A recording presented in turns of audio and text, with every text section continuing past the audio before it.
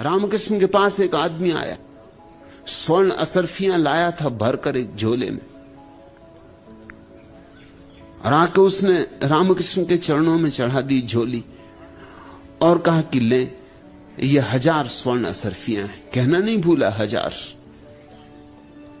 1000 जरा जोर से ही कहा, आसपास बैठे सब लोगों को सुनाई भी पड़ जाए। 1000 स्वर्ण असरफियां उन दिनों बहुत बड़ी बात थी। रामकृष्ण ने कहा 1000 हो कि 10,000। अब ये झंझट इनकी कौन देखरेख करेगा? तू एक काम कर, तूने तो मुझे दे दी ना। उस आदमी ने कहा आपके चरणों में समर्पित है। तो उन्होंने कहा तू मेरी मान, इनको ले जाओ गंगा में सिरा दे, गंगा मैया जाने। अब इनको कौन देखेगा? कभी मैं नहाने धोने जाऊं तो अब इनके पीछे कोई बिठाओ कि देखे कोई, या फिर इनको ले जाओ गंगा साथ, फिर वहां नहाऊं तो भी नहाना पाऊं क्योंकि घाट पर नजर रखूं कि वो असरफियां कोई लेके ना चल दे। अभी झंझट तू ले आया, चल तेरी भी कट गई झंझट, मेरी भी काट, तू गंगा में डुबा दे। उस आदमी को बड़ा धक्का लगा, ऐसी आशा नहीं थी। उसने सोचा था रामकृष्ण कहेंगे अहो तू है भक्त,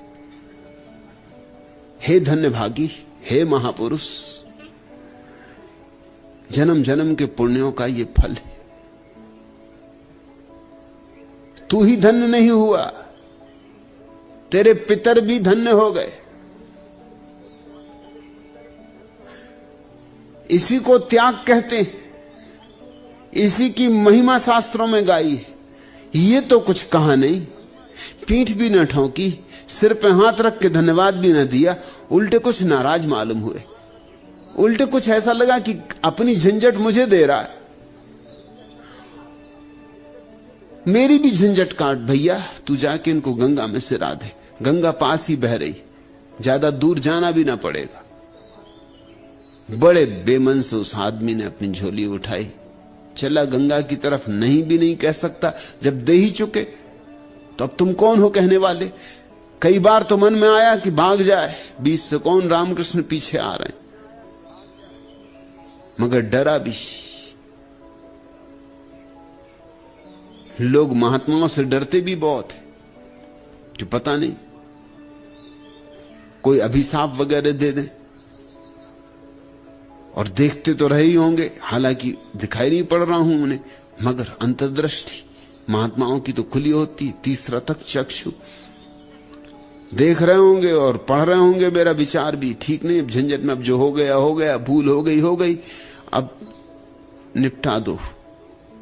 मगर बड़ी देर हो गई, वो आदमी लौटा नहीं।